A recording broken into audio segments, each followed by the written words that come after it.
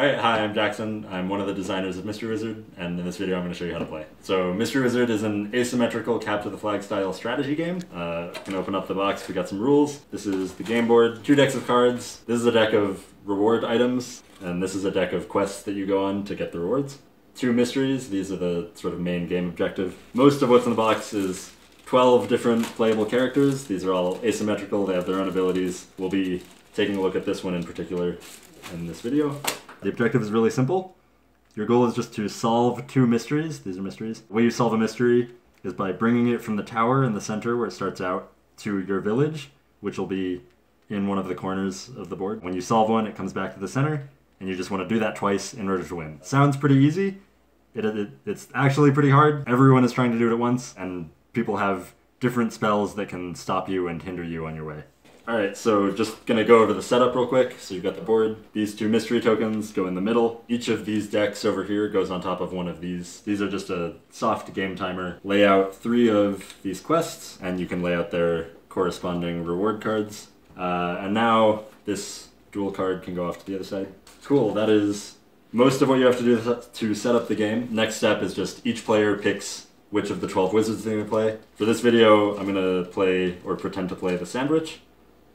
Don't worry, not all of the names are puns. Okay.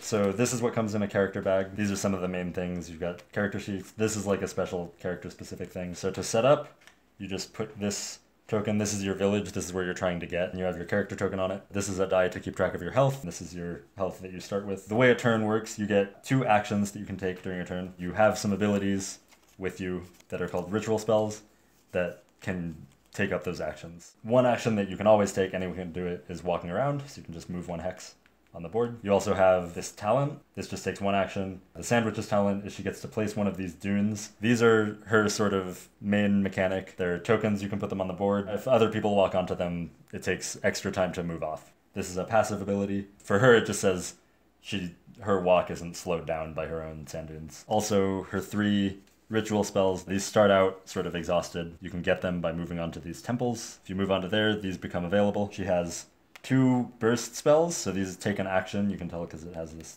blue icon. This one basically lets her destroy a sand dune that she's standing on to move a couple hexes. And similarly, this one lets her destroy a sand dune wherever to do some damage to the surrounding spaces. This spell with a red icon is an instant, which means that it doesn't take an action to play. You can either play instants on your turn, on someone else's turn, or whenever someone else casts a spell, you can play this as a reaction. Okay, so there's no game happening right now. I'm just gonna take a few turns in order to show you like the kinds of things I could do on my turn in a game. Normally, it's pretty common to just walk twice at the start of the game. For my next turn, I'd maybe walk onto this temple. That gives me access to all of my spells.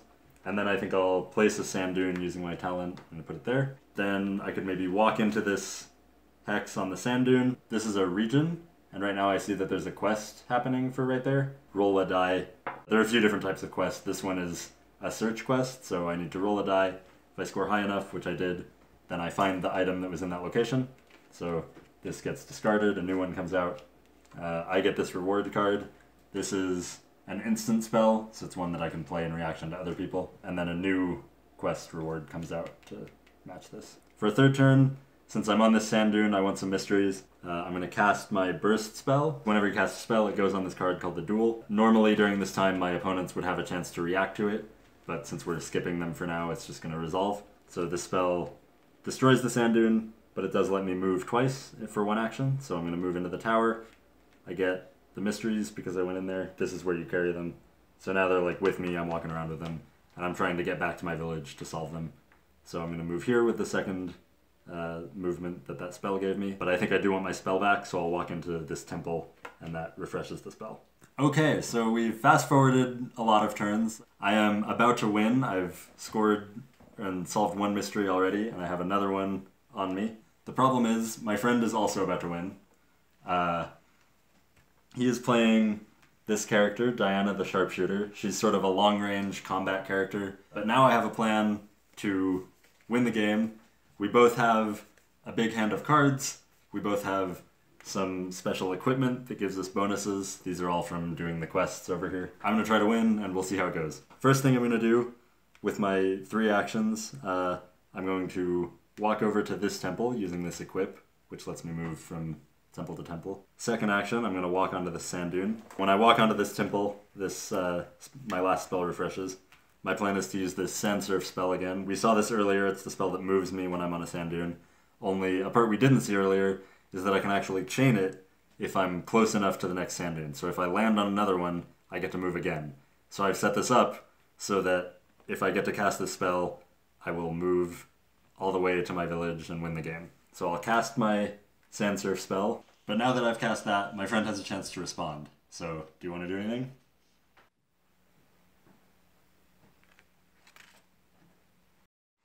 Okay, so my friend has played this portable pinhole spell, which is going to let him take the mysteries off of me and move them 2 spaces away.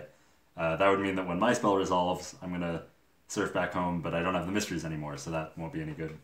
I don't have a response to that will stop it, but I do have this card, which is going to let me take the card under it when it resolves. So even though this will happen, it's a useful card, and I'll be able to get it after it resolves. Do you have anything to say about that? He doesn't. So this resolves. I get this spell, but it does resolve, and the mysteries move off of me. He's going to move them over here, and then my spell will resolve anyway, but I do get to change my mind. I was going to go all the way here, but now that I don't have the mysteries, I'll just destroy this one dune instead of chaining it, and I'll go over here and get them back.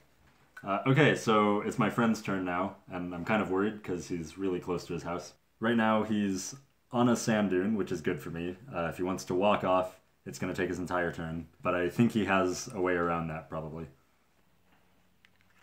Okay, so my friend has played this spell. It lets him move 1 hex without walking or spending an action, as long as he's in one of these regions on the board. His plan is to move off of this sand dune for free using this spell, and then he'll walk home normally.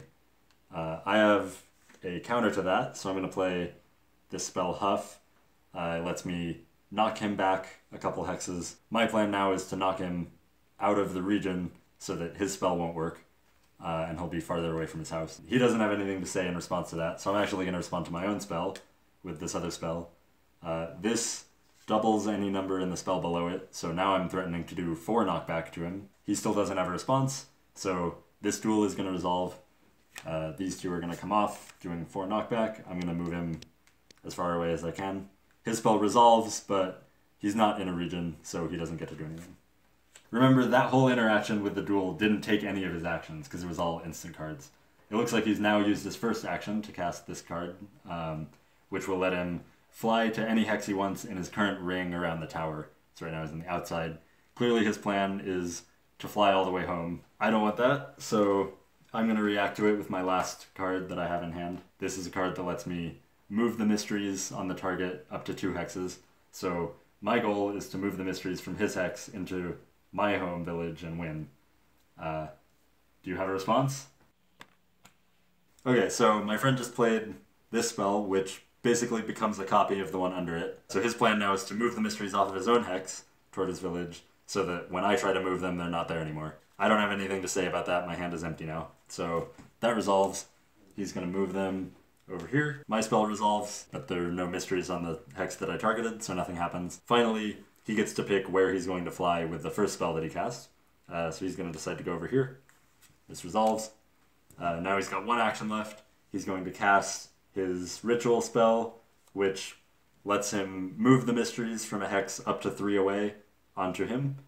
And there's nothing I can do to stop that, so that happens. But now he's out of actions, and he's not home yet. So he hasn't won. Maybe on my next turn, I can figure out a way to get back home.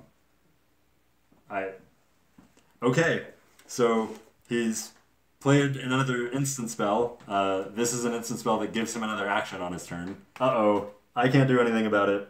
It resolves, he gets an extra action, and he walks home with the mysteries and wins. Woo! Woo! Woo! Woo! Alright, yeah, so I hope that gives you an idea for how the game plays. There's some stuff that we didn't really go into a lot of detail on in this video. There's like a zillion items, a bunch of more quests. They're like cool crises that happen sometimes. They're like neat bosses you get to fight. They give you really good rewards. 10 more wizards. It's like 600,000 combinations if you play with everyone. The game plays up to 6 people, so I was just playing a 2-player game, but it gets a lot more intense if you play with your friends.